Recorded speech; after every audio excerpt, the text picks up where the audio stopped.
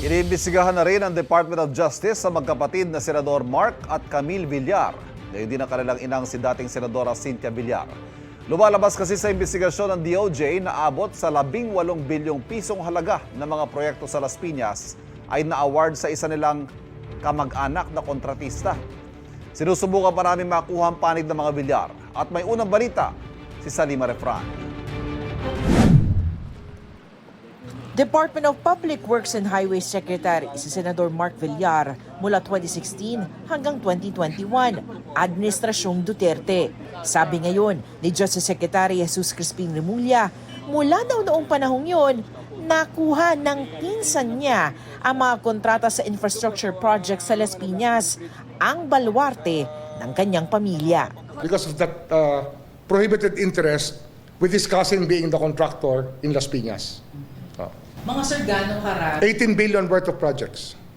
18 billion.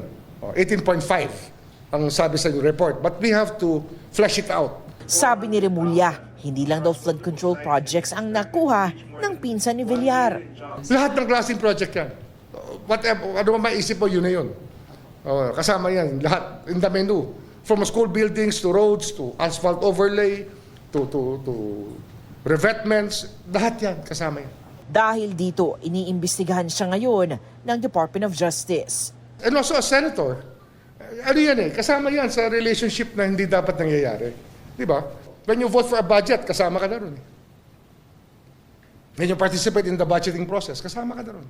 Iniimbestigahan rin ng kapatid ni Villar na si Senador at dating Las Piñas Representative Camille Villar, pati na ang inang si dating Senador Cynthia Villar. They're related interest. Isa lang sila interest nila. Isang relationship lang yan.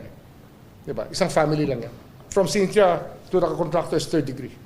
Bahagi ang investigasyon sa mga Villar sa case build-up sa mahigit 60 tinawag na kontratista o mga mambabatas na kontratista, dating kontratista o may koneksyon sa mga kontratista.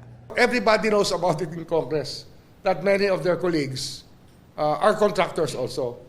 And that this is a prohibited activity. It's not known, I don't know if that's known to them or it's just the impunity of it all. That people don't care anymore if it's against the law because no one's going to run after them, they think. But it's something that we have to address, and we will do it.